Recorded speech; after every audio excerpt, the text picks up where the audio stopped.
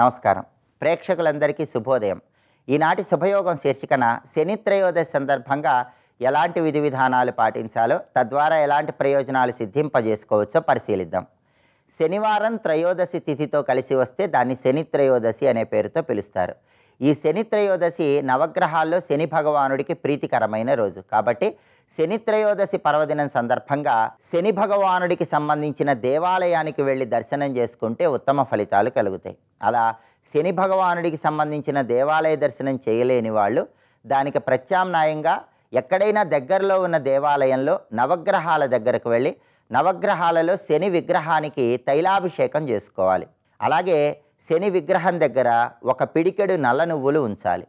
జమ్మి ఆకుల మీద ఉప్పు రాసిన జమ్మి ఆకులు శని విగ్రహం పాదాల చెంత ఉంచాలి. అలాగే ఆర్థికపరమైన ఇబ్బందులు ఉన్నవాళ్ళు కొబ్బరి నీళ్లతో శని భగవానుడి విగ్రహానికి అభిషేకం చేసుకోవాలి. అలాగే శని భగవానుడికి సంబంధించి వేదంలో ఒక మంత్రం చెప్పారు. ఓం శమగ్నిరగ్నిభిస్కరశ్చన్న స్తపతు సూర్య శంవాతో వాత్పరప అపశ్రిదాని శని భగవానుడికి సంబంధించి వేదంలో ఒక మంత్రం చెప్పారు. ఆ మంత్రాన్ని ఈరోజు పఠించటం లేదా శ్రవణం చేయటం ద్వారా జాతకంలో శని మహాదశ శని అంతర్దశ జరుగుతున్న వాళ్ళు సంపూర్ణంగా శని భగవానుడిని ప్రసన్నం చేసుకోవచ్చు. అయితే ఈ వేదమంత్రం పఠించలేని వాళ్ళు నీలాంజన సమాభాసం రవిపుత్రం యమాగ్రజం ఛాయా మార్తాండ సంభూతం తం నమామి శనైశ్చరం అనే ధ్యాన శ్లోకాన్ని 19 సార్లు చదువుకోవాలి. జాతకంలో శని దశ 19 సంవత్సరాలు ఉంటుంది కాబట్టి దానికి సంకేతంగా శని భగవానుడి ధ్యాన శ్లోకం 19 సార్లు చదువుకోవాలి. అలాగే ఈరోజు స్నానం చేసే సమయంలో కూడా శని భగవానుడికి ప్రియమైన స్నానం చేయాలి. శని భగవానుడికి ప్రియమైన స్నానం అంటే మీరు స్నానం చేసే నీటిలో కొన్ని నల్ల నువ్వులు జమ్మి ఆకులు కలుపుకొని 5 నిమిషాల తర్వాత ఆ నీళ్లతో స్నానాన్ని ఆచరించాలి. అలా చేస్తే అది శని భగవానుడికి ప్రియమైన స్నానం అవుతుంది. అలాగే మీ గృహంలో శని భగవానుడికి ప్రియమైన దిక్కు పడమర దిక్కు కాబట్టి స్నానం చేసిన తర్వాత పడమర దిక్కులో ఒక మట్టి ప్రమిద ఉంచి ఆ మట్టి ప్రమిదలో ఇంకొక మట్టి ప్రమిద ఉంచి నువ్వుల నూనె పోసి 8 ఒత్తులు కలిపి ఒకే ఒత్తిగా చేసి పడమర దిక్కు వైపు ఆ ఒత్తి వెలిగేలాగా వెలిగించాలి. ఇలా శని భగవానుడికి ప్రీతికరమైన దీపాన్ని వెలిగించడం ద్వారా కూడా శని త్రయోదశి సందర్భంగా శని భగవానుడిని సులభంగా ప్రసన్నం చేసుకోవచ్చు. అలాగే ఈరోజు నువ్వులు దానం ఇవ్వటం ద్వారా సమస్త శుభాలను సిద్ధింపజేసుకోవచ్చు. లేదా నువ్వులతో తయారు చేయబడినటువంటి పదార్థాలు దేవాలయ ప్రాంగణంలో భక్తులకు పంచిపెట్టడం ద్వారా కూడా గ్రహచార గోచార శని దోషాలను తొలగింపజేసుకొని సకల శుభాలను సిద్ధింపజేసుకోవచ్చు. అలాగే శని త్రయోదశి సందర్భంగా సాయంకాలం పూట రావి చెట్టు దగ్గరకు వెళ్ళి నల్ల నువ్వులు కలిపినటువంటి నీటిని రావి చెట్టు మొదట్లో పోసి రావి చెట్టు దగ్గర దీపాన్ని వెలిగించి రావి చెట్టుకు ప్రదక్షిణలు చేయటం ద్వారా కూడా సమస్త శని దోషాలని తొలగింపజేసుకొని సకల శుభాలను సిద్ధింపజేసుకోవచ్చు. అలాగే శని భగవానుడు స్తోత్ర ప్రియుడని పురాణాల్లో చెప్పారు కాబట్టి దశరథ ప్రోక్త శని స్తోత్రాన్ని పఠించటం లేదా శ్రవణం చేయటం ద్వారా శని భగవానుడి సంపూర్ణమైన అనుగ్రహానికి ప్రతి ఒక్కరూ సులభంగా పాత్రులు కావచ్చు. ఇలా శని త్రయోదశి సందర్భంగా ఈ ప్రత్యేకమైన విధి విధానాలు పాటిస్తూ ప్రదోష కాలంలో శివాభిషేకం చేయటం ద్వారా శనిదోష తీవ్రతను తగ్గింపజేసుకొని శివానుగ్రహానికి కూడా సులభంగా పాత్రులు కావచ్చు. రేపటి శుభయోగం శీర్షికన మాస శివరాత్రి సందర్భంగా ఎలాంటి విధి విధానాలు పాటించాలో, తద్వారా ఎలాంటి ప్రయోజనాలు సిద్ధింపజేసుకోవచ్చో పరిశీలిద్దాం. నమస్కారం.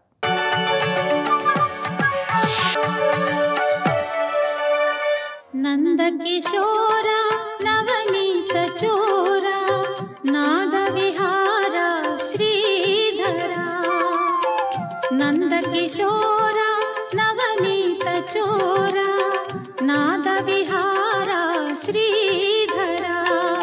వ్యవహార దర్శనాత్ ఏవా, పెద్దల వ్యవహారం ఏదైతే దాన్ని చూసుకుని శ్రద్ధదానతయ శ్రద్ధగా దేవాదులను పూజిస్తారు కదా, వాడి శ్రద్ధ ఏమిటి అదే. ఇక్కడ భగవత్పాలు వారు పట్టుకుని సామాన్యులకు కలిగే ప్రశ్నలు ఏమిటో పట్టేశారు. అంటే శాస్త్రం తెలిసినప్పటికీ కూడా దాన్ని విడిచిపెట్టి, శాస్త్రం ఉత్సృజ్య అన్నాడు కదా, శాస్త్రం తెలిసినప్పటికీ శాస్త్రాన్ని విడిచిపెట్టి శ్రద్ధతో పూజించేవాడి గతి ఏమిటి, అదా అర్జునుడి ఉద్దేశం కాదుట. శాస్త్రం తెలిసి కూడా శాస్త్ర విధిని విడిచిపెట్టే అంటే వాడు అసురుడైపోయాడు, వాడి గురించి ప్రశ్నే లేదు. మరి ఎవడి గురించి ఇక్కడ చెప్తున్నా అంటే శాస్త్రం తెలియక అన్నాడు ఇక్కడ. ఆ మాట చాలా పదునైన మాట అండి ఇక్కడ. అంటే శాస్త్రం తెలుసు కానీ ఇష్టం వచ్చినట్టు చేస్తాను అని అంటే ఎలా అండి? ఒక ఆయన దీపానికి ముందు నైవేద్యం పెట్టాడు, నైవేద్యం పెడతాడు, దీపం పెట్టాడు. అరే శాస్త్రం నాయన ఒప్పుకోదలగా, దీపం తర్వాత నైవేద్యం పెట్టాలి అన్నాం మనం ఇక్కడ. అంటే నాకు తెలుసులేవయ్యా కానీ ఇలాగే చేస్తానంటే వాడినప్పుడు దీనిలోకి తీసుకురాకన్నాడు. ఇక్కడ ఏదో తెలుసో తెలియకో ఒకటి చేశాడు కదా అని వీడు చేసేవాడికి ఎక్స్క్యూజ్ ఉందే తప్ప తెలిసి శాస్త్రాన్ని అతిక్రమించిన వాడి గురించి అక్కడ అడగట్లేదయ్యా మహానుభావ అని చెప్పారు. దానికి ఎంత అందమైన వ్యాఖ్యం రాశారంటే వారు, దేవాది పూజ విధి పరం కించిత్ శాస్త్రం పశ్యంతః ఏవ తత్ ఉత్సృత్య అశ్రద్ధధానతయా తద్విహితాయాం దేవాది పూజాయాం శ్రద్ధయా అన్వితాః ప్రవర్తంతే ఇది నశక్యతే కల్పయితుం. అది శాస్త్రం తెలిసి దాన్ని దాటి చేశాడనే వాడి గురించి ఇక్కడ అడగట్లేదు. పూర్వోక్త ఏవ గృహ్యంతే, ముందు చెప్పినట్లుగా శాస్త్రం తెలియక పెద్దలు ఆచరించారు కదా అని చేసే వాళ్ళ గురించి ఏమంటావు, ఆ నిష్టని ఏమంటావు అని అడిగితే, ఇది ఒక పెద్ద జనరల్ ప్రశ్న. ఇది ఇక్కడ అడగడం ఒక్క ప్రశ్నే, కానీ ఈ ప్రశ్నకి సమాధానం ఒక్కదాంతో సరిపోదు. ఎందుకంటే శాస్త్రం తెలియక చేసేవాళ్ళు కనుక ముందు వాళ్ళ గురించి చెప్పాలి. శాస్త్ర ప్రకారం అంటే శాస్త్రం ఏదైనా శాస్త్ర ప్రకారం చెప్తే బాధే లేదు. ఇప్పుడు శాస్త్రం తెలియకుండా చేసేవాళ్ళ శ్రద్ధలు ఎన్ని రకాలుగా ఉంటాయో చెప్తున్నాడు ఇక్కడ. ఈ శ్రద్ధలు ఎలా కలుగుతాయంటే స్వభావంతో కలుగుతాయి అని మొదలు పెడుతున్నాడు ఇక్కడ. అంటే కొందరిలో సహజంగా సాత్విక శ్రద్ధ ఉంటుంది, కొందరిలో రాజస శ్రద్ధ ఉంటుంది, కొందరిలో తామస శ్రద్ధ ఉంటుంది. ఈ మూడు శ్రద్ధలని వెలుగులో సమస్తమైన జీవితానికి సంబంధించిన కర్మల్ని ఇందులో చూపిస్తున్నాడండి ఇక్కడ. ఈ మూడు శ్రద్ధలతోనే వాళ్ళ వాళ్ళ కర్మలు ఉంటాయి అని వివరిస్తున్నాడు. అయితే ఈ మూడు కర్మలు ఎలా పుట్టాయో చెప్తున్నాడు. భగవానువాచ, భగవంతుడైన కృష్ణ పరమాత్మ జగద్గురువు బోధిస్తున్నాడు. త్రివిధా భవతి శ్రద్ధ దేహినాం సా స్వభావజ. స్వభావజ అది మర్చిపోవద్దు, స్వభావం. అంతేగాని సాధనతో తెచ్చుకోవచ్చండి కాదు, స్వభావంతో వస్తాయి ఇవి. కొందరికి సహజంగా వస్తాయి. ఆ కొందరికి అనడంలో కొందరికి ఒక స్వభావం, ఇంకొందరికి మరొక స్వభావం ఉంటుంది, తెలిసిపోయింది కదా. కనుక మానవుడు అంటేనే శ్రద్ధ, శ్రద్ధే మానవుడు, ఒకటే మాట చెప్పాడండి. కనుక మానవుడు అంటేనే శ్రద్ధ. శ్రద్ధ మూడు విధాలు. కానీ అందరూ శ్రద్ధావంతులేనా అంటే అటువంటిప్పుడు శ్రద్ధతో దీన్ని విను అని వేరే బోధించడం ఎందుకు, అందరికీ ఉంది కదా. అక్కడ చెప్పే మాట శాస్త్రమనందు విశ్వాసం అని చెప్పేటప్పుడు శ్రద్ధగా అనే బోధ అక్కడ. ఇక్కడ చెప్పే శ్రద్ధ ప్రతివాడికి ఇది నాకు మంచిది అని ఒక అభిప్రాయం ఏర్పరచుకుని దాన్ని అనుసరించి వెళ్ళిపోతూ ఉంటాడు కదా, దాని యందు ఒక నమ్మకం పెట్టుకుంటాడు కదా, దానికి శ్రద్ధ. ఇది మూడు రకాలుగా ఉంటుంది. సాత్వికి రాజసి చైవ తామసి చ ఇది తాం శృణు. సాత్వికి శ్రద్ధ, రాజసి శ్రద్ధ, తామసి శ్రద్ధ అని మూడు రకాల శ్రద్ధలు ఉంటాయి. వాటి గురించి చెప్తున్నాను విను అంటున్నాడు. ఇది స్వభావజ. స్వభావజ అంటే సహజం. సహజం అనే మాట అందరూ వాడేస్తుంటారు, కానీ సహజం అనే మాటకు అర్థం ఏంటి? సహ అంటే నీతో పాటు, జ పుట్టినది అన్నాడు ఇక్కడ. నీతో పాటు పుట్టింది. కొంతమంది అంటుంటారు కోపం ముందు పుట్టి తర్వాత వాడు పుట్టాడని, అంటే వాళ్ళు అంత ఎక్స్ప్రెషన్ ఉందనమాట దానికి, అందుకు చూపిస్తున్నాడు ఇక్కడ. అలాగే వాడితో పాటు పుట్టేసింది, ముందో వెనకో వాడితో పాటు వచ్చేసింది. ఇక్కడ వాడితో పాటు వచ్చేవి ఏంటండి, అది ఇక్కడ పట్టుకోవాలి. వాడితో పాటు వచ్చింది అంటే జన్మాంతర కృత ధర్మాది సంస్కార మరణకాలే అభివ్యక్త స్వభావ ఉచ్యతే. ఇది స్వభావ శబ్దాన్ని నిర్వచనం. అందుకే శాస్త్రవాక్యంతో ప్రతిదీ తెలుసుకోవాలి మనం, ఇక్కడ తోచినట్టు కాకుండా. జన్మాల్లో చేసినటువంటి కర్మల యొక్క సంస్కారము, పై ధర్మాది సంస్కార అన్నాడు. ధర్మ అధర్మ తద్రూపమైన కర్మల యొక్క సంస్కారములు అవి మరణకాలమునందు కొట్టొచ్చినట్టు వస్తాయండి ఇక్కడ. అప్పుడేమవుతాయంటే భౌతిక దేహం పోతుంది, వాడు సూక్ష్మదేహంలో సంస్కారములు ఉండిపోతాయి. అందుకే మరణకాలే అని చెప్పడంలో ఉద్దేశం ఏంటంటే స్థూలదేహం పోతుంది కానీ సూక్ష్మదేహం ఉండిపోతుంది. ఆ సూక్ష్మదేహం అవ్యక్త స్థితిలో ఉంటుంది, అది బయటకి వ్యక్తీకరింపబడి దేహాదులు దానికి లేవు కదా. కానీ చేసిన వాటన్నిటి యొక్క సంస్కారములు ఉండిపోతాయి, బీజ రూపంలో ఉండిపోతాయి. ఈ సంస్కారములు ఆ తర్వాత జన్మల్లోకి వస్తాయి, వీటిని స్వభావము అంటారు. అంటే ఇతర జన్మల్లో చేసిన వాటి యొక్క పుణ్యాపుణ్య కర్మల యొక్క సంస్కారములు ఏవైతే నువ్వు పుట్టకముందే ఉంటాయో దాని నుంచి నువ్వు పుడతావు, వాటితో పాటు పుడతావు, వాటి వల్ల పుడతావు. అందుకే వాటితోనే పుడతాం. అందుకే పుట్టుకతో వచ్చిన బుద్ధి పుడకలతో పోదనేది ఇలాంటి వాటి గురించేనండి ఇక్కడ. అవి మొత్తం మూడు రకాలు ఉంటారు. ఆ మూడు కూడా శరీరాదులను అనుసరించింది కాదయ్యా, అంతఃకరణాన్ని అనుసరించిన శ్రద్ధలు ఈ మూడు కూడా. అంటే సత్వరజస్తమో గుణాలు అంతఃకరణ ధర్మాలు, శరీర ధర్మాలు కావు, ఆత్మధర్మాలు కావు. దేనివో తెలియాలి. శరీర ధర్మాలు పుట్టడం, పెరగడం, నల్లగా ఉండడం, తెల్లగా ఉండడం, జ్వరం పడడం, చావడం, రోగాలు పాలవడం శరీర ధర్మాలు. అంతఃకరణ ధర్మాలు సత్వరజస్తమో గుణాలు. వీటితోనే సుఖం, దుఃఖం, ద్వంద్వం, లాభం, నష్టం, రాగం, ద్వేషం అన్నీ అంతఃకరణ ధర్మాలే. అది సత్వరజస్తమో గుణాలు దేన్ని ఆశ్రయించి ఉంటాయి? అంతఃకరణాన్ని ఆశ్రయించి ఉంటాయి. అంతఃకరణలో ఏముంటాయి? పూర్వజన్మ సంస్కారములు ఉంటాయి.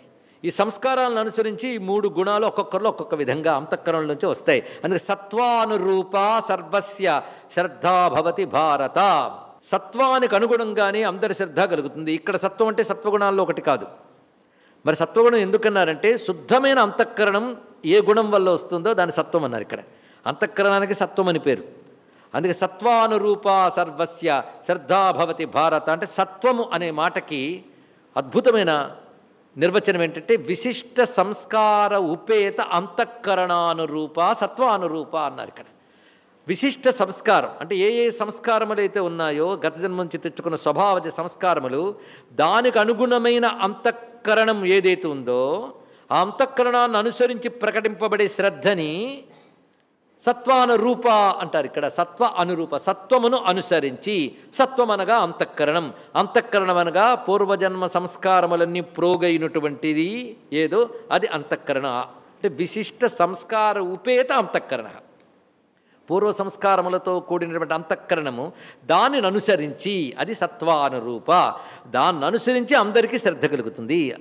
దాన్ని అనుసరించి అంటే అది అందరికి ఒకలా ఉండదు కనుక ఒక్కొక్కరికి ఒక్కొక్కలాగా శ్రద్ధ కలుగుతుంది. అయ్యా అందుకు ఒక్కడు తెలుసుకో, శ్రద్ధామయోయం పురుష.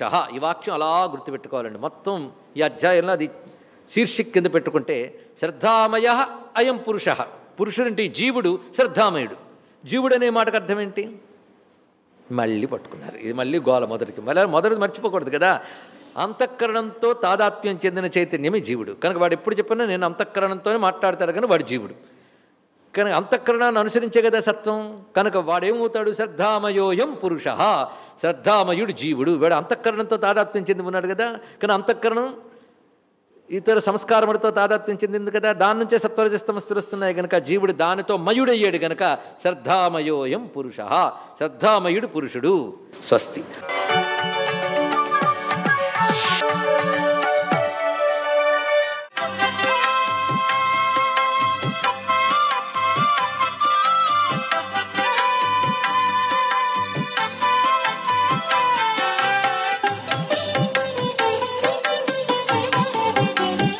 ఓం నమో నారాయణాయ. ఓం నమః శివాయ. శ్రీమాత్రే నమః. శనిగ్రహానికి ప్రీతికరమైనటువంటి సుదినం త్రయోదశి. ఈ రోజున ప్రతి వాళ్ళు కూడాను శమీ శమయతే పాపం శమీ శత్రు వినాశిని అర్జునస్య ధనుర్ధారి రామస్య ప్రియదర్శన అంటూ శమీ వృక్షం చుట్టూతా గనక 21 ప్రదక్షిణాలు నిర్వహించి జమ్మి ఆకుల్ని తీసుకొని శనిగ్రహం దగ్గర గనక పాదాల దగ్గర గనక ఉంచి నమస్కారం గనక చేసినట్లయితే మనిషిని పట్టి పీడిస్తున్నటువంటి శనిగ్రహ బాధలు పటాపంచలైపోవడానికి ఆస్కారం ఎక్కువగా ఉంటుంది.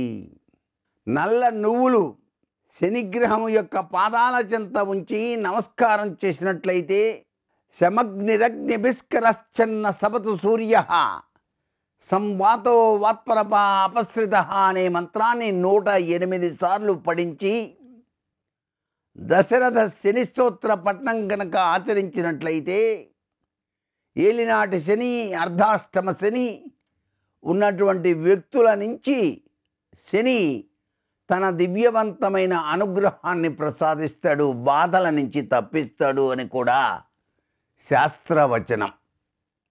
శనిగ్రహం పెట్టేటువంటి బాధల వలన మనసు కల్మషాన్ని తొలగించుకొని సుఖప్రదమైనటువంటి జీవన విధానం వైపు పయనించడానికి మానవుడు సంసిద్ధుడయ్యేందుకే శని మన్ని బాధ పెడతారు అని చెప్పేసి శాస్త్రాల్లో చెప్పిన నిగూఢ రహస్యం. అందుకే ఈశ్వరతత్వం కూడాను ఆ శనిగ్రహంలో మిళితమై ఉంటుందని ఎవరైతే పరమేశ్వర ధ్యానం చేస్తూ శని త్రయోదశి నాడు ఈశ్వరాభిషేకం నిర్వహిస్తారో వారికి శనిగ్రహం నుంచి వచ్చేటువంటి ఈది బాధలన్నీ కూడా పోతాయని, అలాగే కలియుగవాసుడైనటువంటి వెంకటేశ్వర స్వామి యొక్క దివ్యవంతమైనటువంటి ఆ భావన స్ఫూర్తిని మనసు నిండా తలుచుకొని ఏడుకొండలవాడ వెంకటరమణ గోవింద గోవింద అని గోవిందనామాన్ని మనస్ఫూర్తిగా శని త్రయోదశి నాడు ఎవరైతే ధ్యానిస్తారో వారికి శనిగ్రహం నుంచి సంభవించేటువంటి ఉపద్రవాల నుంచి బయల్పడేందుకు స్వామి కలియుగవాసుడు తన దివ్యవంతమైన అనుగ్రహాన్ని ఇస్తాడని కూడా శాస్త్రం.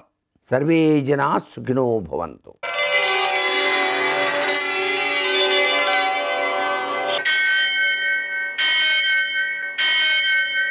सहस्रशीर्षं देवं विश्वाक्षं विश्वशम्भुवं विश्वं नारायणं देवमक्षरं परमं पदं विश्वतः परमां नित्यं विश्वं नारायणगुं हरिं विश्वमेवेदं पुरुषस्तद्विश्वमुपजीवति पतिं विश्वस्यात्मेश्वरगुं शाश्वतगुं शिवमच्युतं नारायणं महाज्ञेयं विश्वात्मानं परायणम्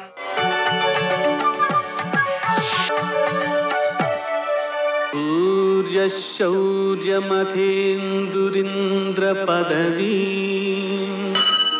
सन्मङ्गलं मङ्गलम् పద్మావతి ప్రణయలాలితముగ్ధదేహ శ్రీ వెంకటేశరుణమోచనమస్తు మహ్యం. నేటి కాలమాన విశేషాలను గమనిద్దాం.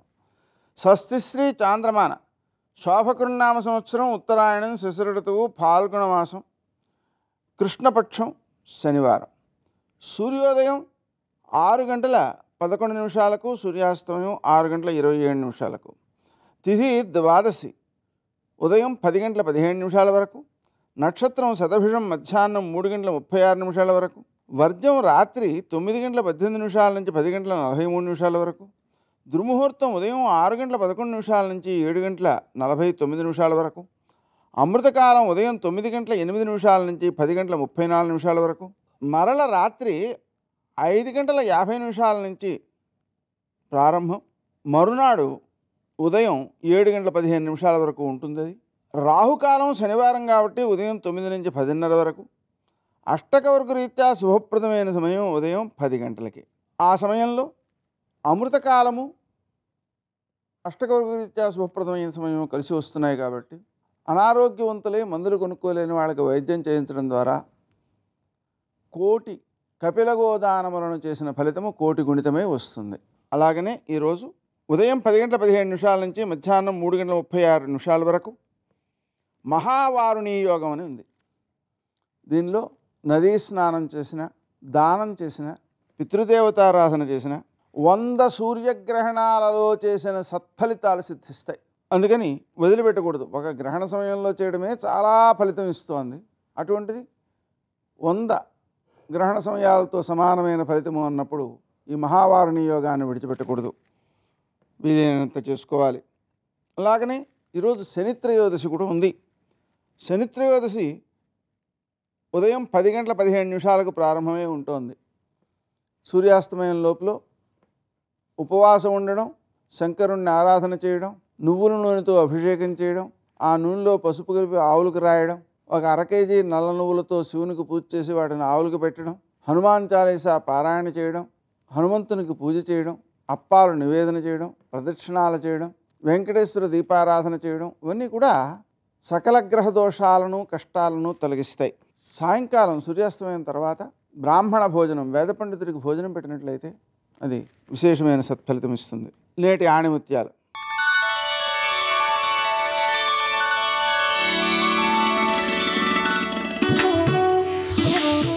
అది ఎలా అవుతుంది అని ఆలోచించకు, ఎలా చేయాలి అని ఆలోచించు.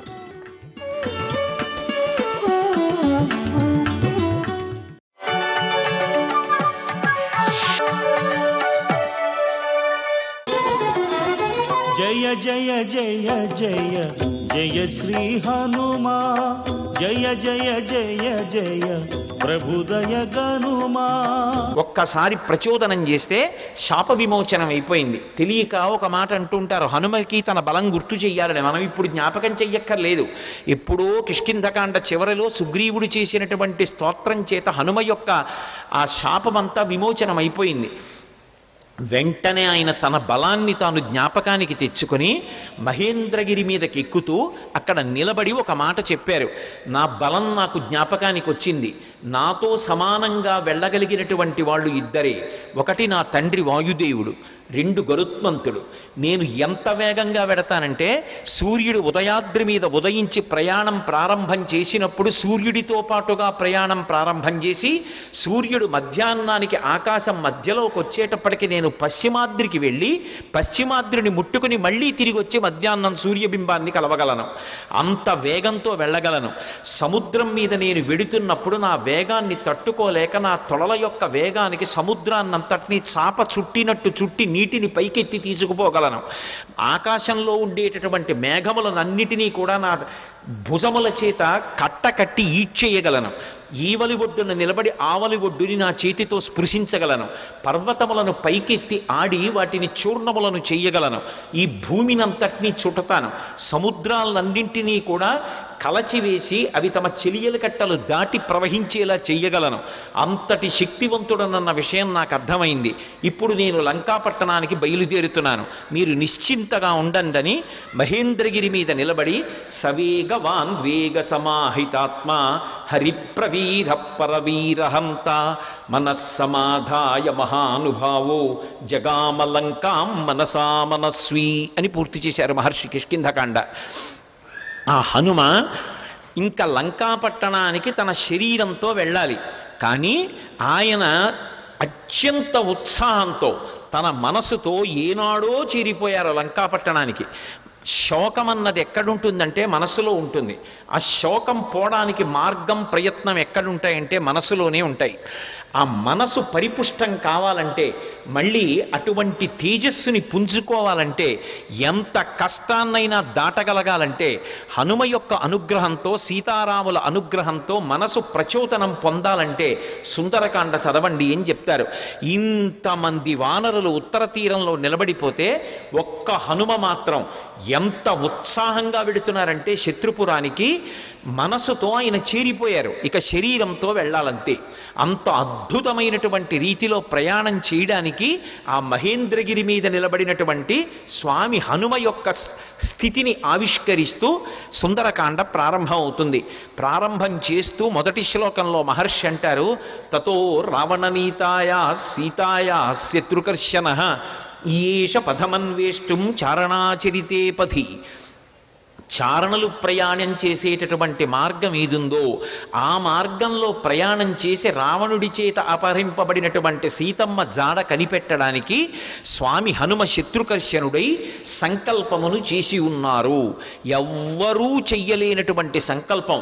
అవతల దుర్నిరీక్షుడైనటువంటి రాక్షసుడు, అపారమైనటువంటి తపస్సు చేసినవాడు, కాంచనలంకకి అధిపతి, 100 యోజనముల సముద్రాన్ని దాటి వెళ్ళాలి. ఆవలి ఒడ్డున దిగిన దగ్గర నుంచి విచ్చుకత్తులు పట్టుకుని రాక్షసులు నిలబడతారు. ఎవడి తేజస్సు చూసినంత మాత్రం చేత యమధర్మరాజు గారు కూడా కాకిలో దూరి పారిపోయాడో అంతటి మహాతేజస్ సంపన్నుడు. తన జీవితం మొత్తం మీద రామచంద్రమూర్తి చేతిలో చనిపోకముందు అతను ఓడిపోయింది ఇద్దరి చేతిలోనే.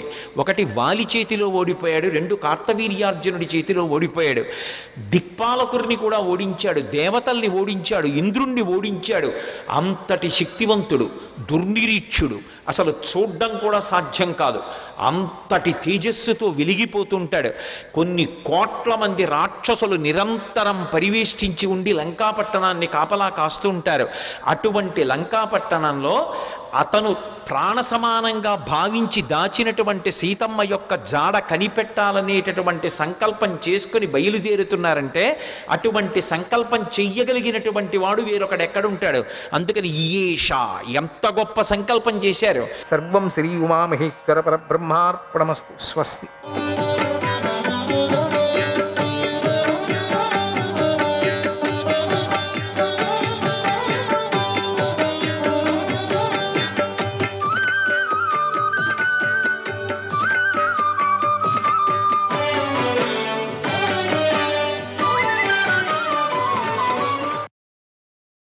తారకాక్షుడి విచిత్ర నగరం అంతా బంగారమే. ఎక్కడ చూసినా బంగారమే, ఏ వస్తువైనా బంగారమే. రెండవ వాడైన కమలాక్షుడి యొక్క నగరమంతా వెండిమయమే.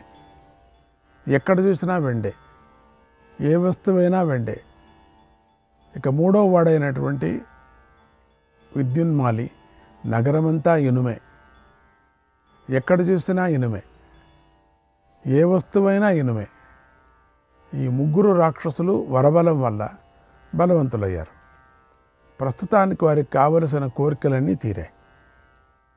ఎంతో ఉత్సాహంతో ముల్లోకాలను ఆక్రమించారు. ఇక వాళ్ళ ఇష్టం గర్వించారు. ప్రజాపతి అంటే ఎవరు అని ప్రశ్నించారు.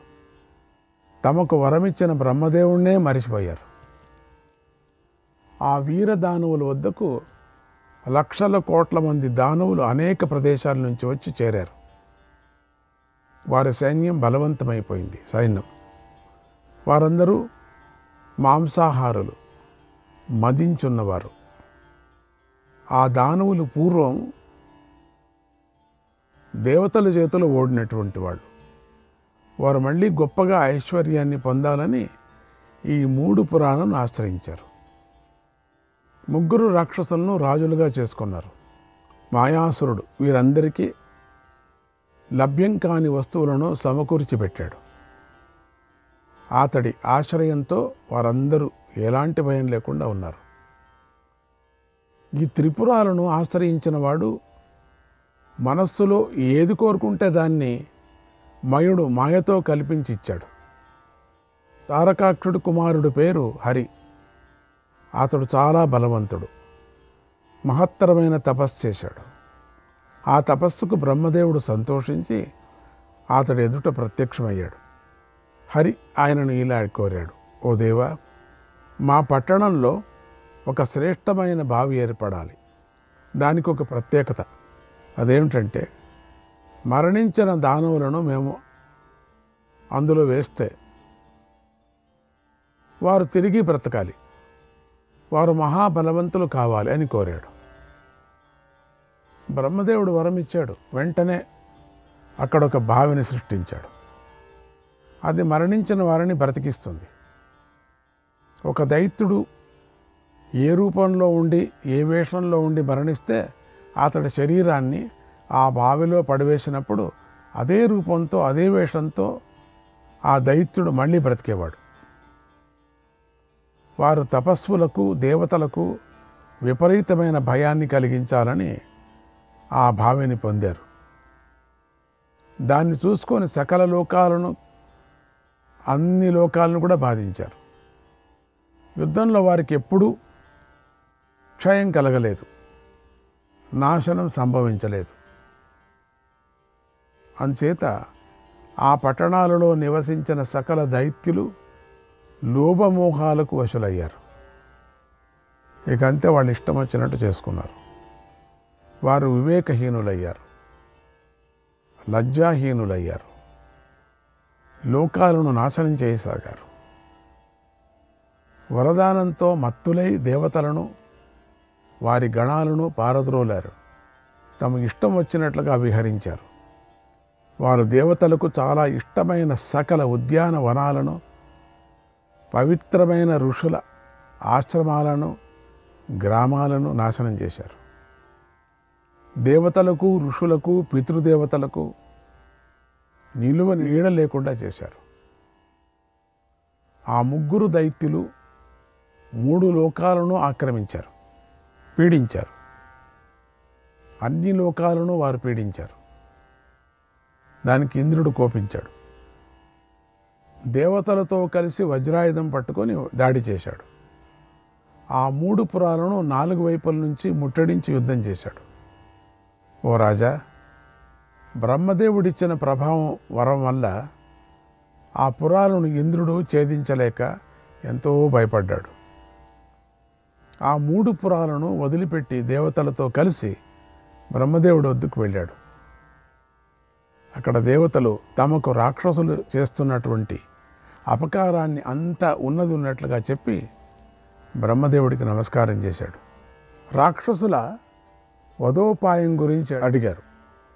ఆ మాట విని బ్రహ్మదేవుడు ఇలా అన్నాడు, మాపి సోపరాద్నోతి యో యుష్మాక మసౌమ్యకృత్. ఓ దేవతలారా, మీకు అపకారం చేసిన వాడు నాకు అపకారం చేసినట్టే అవుతుంది. దేవతలను ద్వేషించేవారు అసురులే, వారందరూ దురాత్ములే. వారు ఎల్లప్పుడూ అపకారం చేస్తూ ఉంటారు, మిమ్మల్ని పీడిస్తూ ఉంటారు. నాకు సకల ప్రాణులు సమానమే, ఇందులో సందేహం లేదు. అయితే ధర్మద్రోహులను తప్పకుండా వధించాలనే వ్రతాన్ని నేను పాటిస్తున్నాను. ఆ కోటలను ఒకే ఒక్క బాణంతో ఛేదించాలి. ఇక మరో విధానంగా అవి నాశనం కావు. అవి భస్మం కావటానికి ఇదే ఉపాయం. ఇక మరో ఉపాయం లేదు. దీనిని భగవంతుడైన శివుడొక్కడే చేయగలడు. ఒకే ఒక్క బాణంతో ఛేదించగలడు. త్రిపుత్రులారా, శివుడు అనాయాసంగా మహత్కార్యాలను చేస్తాడు. విజయశీలుడు, ఈశ్వరుడు. ఆ శివుణ్ణి మీరు యోధుడుగా వరించండి. ఆయనే ఆ దైత్యులను చంపేస్తాడన్నాడు. ఆ మాటలు విని ఇంద్రాది దేవతలు బ్రహ్మదేవుణ్ణి ముందుంచుకొని శివుడి దగ్గరికి వెళ్ళి శరణు వేడారు. దేవతలు, ధర్మాత్మలు వారి తపస్సులను, నియమాలను ఆశ్రయించున్నారు. వారు ఋషులతో కలిసి సనాతన బ్రహ్మస్వరూపుడైన పరమేశ్వరుని స్తుతించారు. వాళ్ళు శరణు పొందారు. శివుడు భయాలు కలిగినప్పుడు అభయం ఇస్తాడు కదా. ఆయన సర్వాత్ముడు, మహాత్ముడు. నిండు మనస్సుతో దేవతలు ఆ దేవుణ్ణి అంతా స్తుతించారు. పరమాత్ముణ్ణి మనస్ఫూర్తిగా స్తుతిస్తే ఖండితమైన అనుగ్రహిస్తాడు. అది శివుడు, బోలాశంకరుడు. శివుడికి నానా విధాలైన తపో విశేషాలతో మనోవృత్తులను పూర్ణంగా నిరోధించే ఉపాయం తెలుసు ఆయనకి. తన జ్ఞానస్వరూపం బోధ నిరంతరం కలిగి అంతఃకరణాన్ని స్వాధీనంలో ఉంచుకుంటాడు. లోకంలో సాటి లేనివాడు, నిష్కల్మషుడు, తేజోరాశి, మహేశ్వరుడైన ఆ ఉమాపతిని దేవతలు దర్శించారు. ఏకంచ భగవంతం తే, ఏకంచ భగవంతం తే, నానారూపమకల్పయన్, నానారూపమకల్పయన్, ఆత్మనః ప్రతిరూపాణి, ఆత్మనః ప్రతిరూపాణి, రూపాణ్యథ మహాత్మని, రూపాణ్యథ మహాత్మని, పరస్పరస్య చాపశ్యన్, పరస్పరస్య చాపశ్యన్, సర్వే పరమ విస్మితాగ, సర్వే పరమ విస్మితాగ. వారు ఏకరూపుడైన పరమేశ్వరుణ్ణి తమ భావానుసారంగా నానారూపులు కలవాడిగా కల్పించుకున్నారు. ఆ పరమాత్మలో తమ ప్రతిబింబాలను, ఇతర ప్రతిబింబాలను చూశారు. ఇదంతా చూసిన వారు ఒకరినొకరు చూసుకుంటూ పరమాశ్చర్యాన్ని పొందారు. శివుడు జన్మలేనివాడు, జగత్పతి, సర్వప్రాణిమయుడు. ఆయన చూసి దేవతలు, బ్రహ్మర్షులు కూడా సాష్టాంగ ప్రణామాలు కూడా చేశారు. శివుడు వారందరినీ ఆదరించాడు. చిరునవ్వు నవ్వుతూ మీ కోరిక చెప్పండి అని అడిగాడు. అప్పుడు వారు శివుడి ఆజ్ఞాను పొంది ఎంతో శాంతిని పొందారు. నమో నమో నమస్తేస్తు ప్రభో ఇత్యబ్రువన్ వచః. ఓ దేవా, నమస్కారం, నమస్కారం, నమస్కారం అని ఇలా స్తుతించారు. నమో దేవాదిదేవాయ, నమో దేవాదిదేవాయ, ధన్వినే వనమాలినే, ధన్వినే వనమాలినే, ప్రజాపతి మఖగ్నాయ, ప్రజాపతి మఖగ్నాయ, ప్రజాపతిభిర్డ్యతే, ప్రజాపతిభిర్డ్యతే, నమః స్తుతాయ స్తుత్యాయ, స్తూయమానాయ శంభవే, స్తూయమానాయ శంభవే. ఓ దేవా, నువ్వు దేవతలకే దేవుడవు, ధనుర్ధారివి, వనమాలాధారివి. నీకు నమస్సులు. ప్రజాపతి అయిన దక్షుడి యజ్ఞాన్ని నాశనం చేశావు. ప్రజాపతుల స్తుతులను అందుకున్నావు. నువ్వు స్తుతింపదగిన వాడివి, స్తుతులను పొందేవాడివి, శుభస్వరూపుడవు. నీకు నమస్కారం. విలోహితాయ రుద్రాయ, విలోహితాయ రుద్రాయ, నీలగ్రీవాయ శూలినే, నీలగ్రీవాయ శూలినే, అమోఘాయ మృగాక్షాయ, అమోఘాయ మృగాక్షాయ, ప్రవరాయుధ యోధినే, ప్రవరాయుధ యోధినే.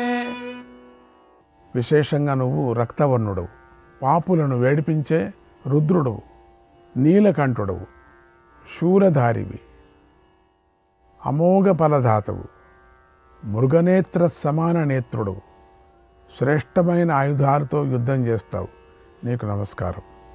అర్హాయ చైవ శుద్ధాయ, అర్హాయ చైవ శుద్ధాయ, క్షయాయ కృతనాయ చ, క్షయాయ కృతనాయ చ, దుర్వారణాయ శుక్రాయ, బ్రహ్మణే బ్రహ్మచారిణే, ఈశానాయ ప్రమేయాయ, నియంత్రే చర్మవాససే, నియంత్రే చర్మవాససే, తపోరతాయ పింగాయ, తపోరతాయ పింగాయ, వ్రతినే కృత్తివాససే, వ్రతినే కృత్తివాససే.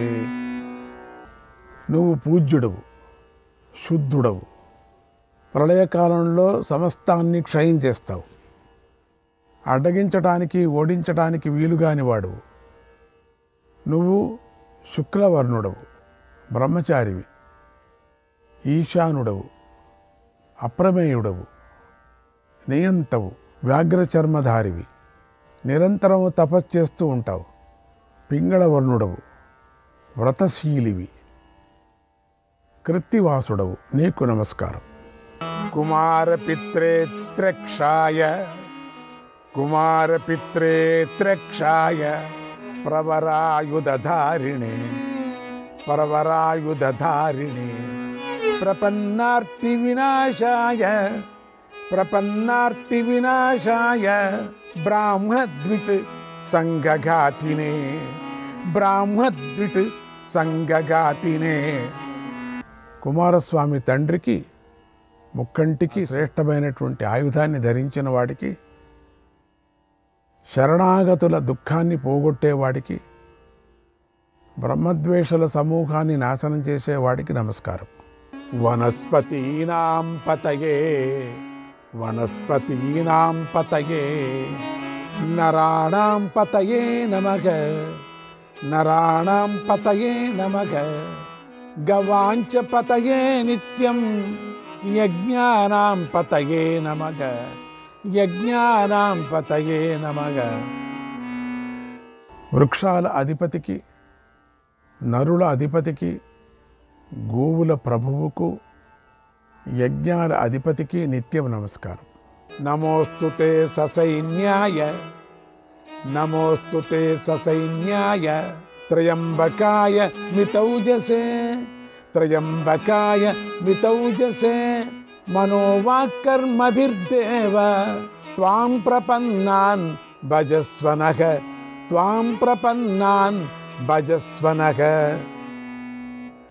సైన్యంతో కూడిన వాడికి, 3 కన్నులు కలవాడికి, అమితమైన తేజస్సు కలవాడికి నమస్కారం. దేవా, మనస్సుతో, వాక్కుతో, కర్మలతో నీ శరణు పొందిన మమ్మల్ని కాపాడు అని ప్రార్థించారు. అప్పుడు భగవంతుడైనటువంటి పరమేశ్వరుడు బ్రహ్మాది దేవతలకు ప్రసన్నుడయ్యాడు. దేవతలకు స్వాగతం పలికి ఆనందం కలిగించాడు. భయపడకండి, మీకోసం నేనేమి చేయాలో చెప్పండి అని దేవతలను అడిగాడు శివుడు. అన్నాడు సంజయుడు. శ్రీకృష్ణాయ పరమాత్మనే నమః. 34వ అధ్యాయం.